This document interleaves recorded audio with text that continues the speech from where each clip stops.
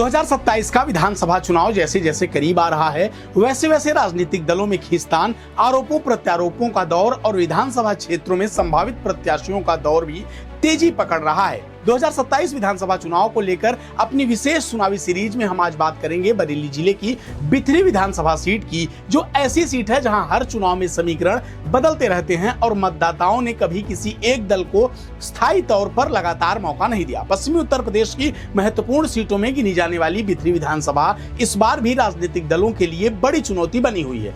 बिथरी विधानसभा सामान्य वर्ग की सीट है और आंवला लोकसभा क्षेत्र का हिस्सा भी है। इस सीट की सबसे बड़ी खासियत यह है कि यहाँ किसी एक पार्टी का लगातार एक छत्र राज नहीं रहा है। पिछले दो चुनावों में हालांकि भारतीय जनता पार्टी ने जीत जरूर दर्ज की है, लेकिन दोनों बार अलग अलग प्रत्याशी विधायक बने। वहीं समाजवादी पार्टी और बसपा भी यहां लगातार मजबूत दावेदारी पेश करती रही हैं। अगर पिछले चुनावी नतीजों पर नजर डालें तो 2022 में भाजपा के डॉक्टर राघवेंद्र शर्मा ने सपा के इंजीनियर अगम मौर्य को हराकर जीत हासिल की थी, जबकि 2017 में भाजपा के राजेश मिश्रा उर्फ पप्पू भरतौल ने सपा के पूर्व राज्यसभा सांसद वीरपाल सिंह को पराजित किया था। इस सीट का राजनीतिक इतिहास भी काफी दिलचस्प रहा है। परसीमन से पहले यह क्षेत्र सुनहा विधानसभा का हिस्सा हुआ करता था, जहां शुरुआती वर्षों में कांग्रेस का काफी मजबूत दबदबा रहा। 2008 में परसीमन के बाद बिथरी विधानसभा अस्तित्व में आई और 2012 में हुए पहले चुनाव में बसपा के वीरेंद्र सिंह ने सपा के धर्मेंद्र कश्यप को हराकर जीत दर्ज की। अब बात करते हैं इस सीट के जातीय और चुनावी समीकरणों की। बिथरी सीट पर मुस्लिम, क्षत्रिय, लोधी, राजपूत, ब्राह्मण और यादव मतदाता काफी निर्णायक माने जाते हैं। इसके अलावा कश्यप, श्रीवास्तव और कुर्मी समुदाय भी चुनावी परिणामों को प्रभावित करने की क्षमता रखते हैं। 2019 के आंकड़ों के मुताबिक यहाँ करीब 3,90,000 से अधिक मतदाता हैं छिड़ी गांव में, और जानेंगे किस तरीके से, और कुछ युवा हमारे साथ यहाँ पे मौजूद हैं जिनसे जानने का प्रयास करेंगे कि किस तरीके से कार्यकाल रहा यहाँ पर 5 वर्षों में जो स्थानीय विधायक रहे। एक बार किस तरीके से देखते हैं यहाँ पे जो कार्यकाल रहा है? डॉक्टर राघवेंद्र शर्मा यहाँ के विधायक है, किस तरीके से देखते हैं? सही है, अच्छा कार्यकाल चल रहा है उनका। और जो लोग बोलते हैं कि डेवलपमेंट नहीं हो रहा है, धीरे धीरे हो रहा है, कोई जादू की छड़ी नहीं है जो एक ही बार में सभी काम हो जाएंगे, और हमारे हिसाब से बहुत ही सही काम है। 2027 के चुनाव को लेकर सियासी सरगर्मी तेज हो चुकी है। समाजवादी पार्टी 2022 की हार का बदला लेने की तैयारी में है, लेकिन फिलहाल ऐसा कोई चेहरा सामने नहीं दिख रहा है जिसकी संगठन और क्षेत्र दोनों में मजबूत पकड़ हो। मैं आपसे भी पूछना चाहूंगा किस तरीके से आप देखते हैं यहाँ पे जिस तरीके से स्थानीय विधायक है, उन्हें किस तरीके से कार्यकाल देखते हैं? देखिए, मैं तो उनको एक बेहतर विधायक के रूप में देखता हूँ, और हर व्यक्ति पूरी तरीके से तो परफेक्ट नहीं है।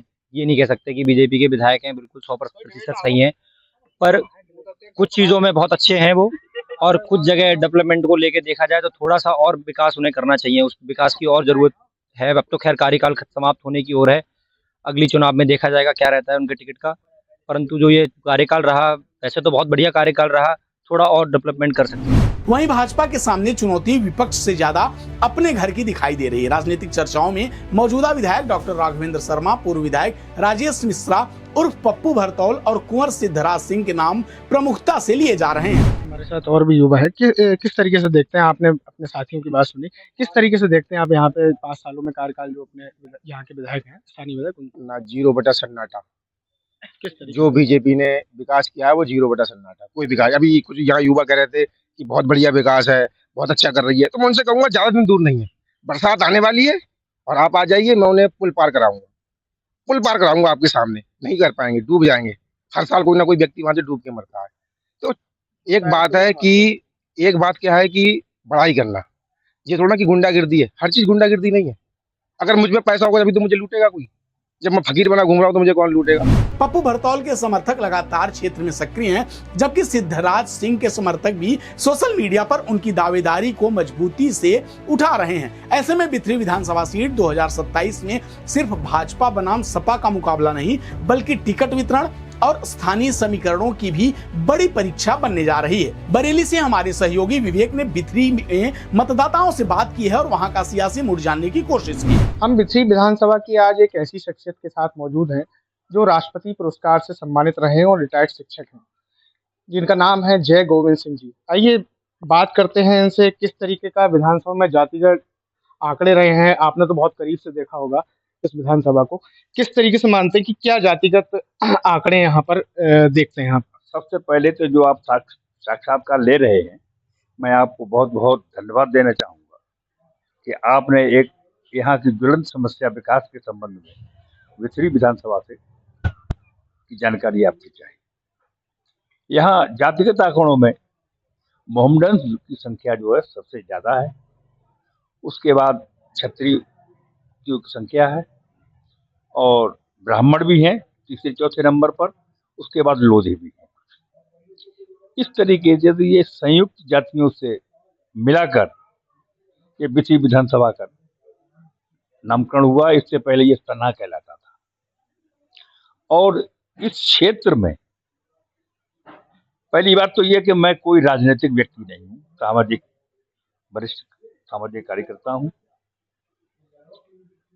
किसी व्यक्ति विशेष पार्टी से ही संबंधित नहीं हूँ, न किसी व्यक्ति विशेष से संबंधित। मेरा काम समाज सेवा है। तो मैं यही कहूँगा कि मैं वर्तमान विधायक जिनसे हमें काफ़ी अपेक्षाएं थी, वो हमारे बिथरी विधानसभा के क्षेत्रों की अपेक्षाएं जो है वो धरी रहेगी।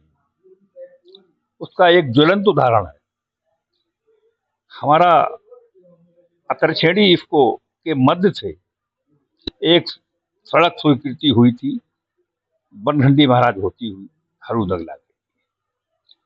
उस सड़क का पैसा भी रिलीज हो गया, टेंडर भी हो गए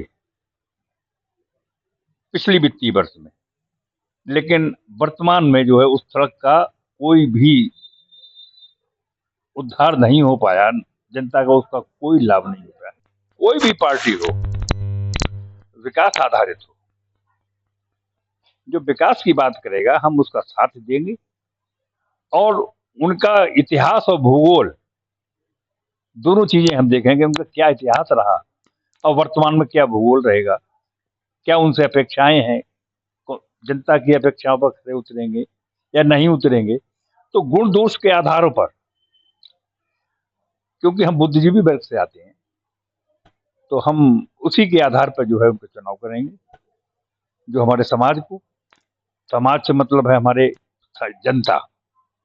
जनता को साथ लेके उनके विकास के 2027 के विधानसभा चुनाव में देखना यह दिलचस्प होगा कि भाजपा अपनी सीट बचाने में सफल होती है या समाजवादी पार्टी वापसी करती है या फिर कोई तीसरा चेहरा और नया समीकरण चुनावी तस्वीर बदल देगा। आपकी नजर में 2027 में बिथरी विधानसभा सीट से कौन जीत सकता है? अपनी राय हमें कमेंट बॉक्स में जरूर बताएं।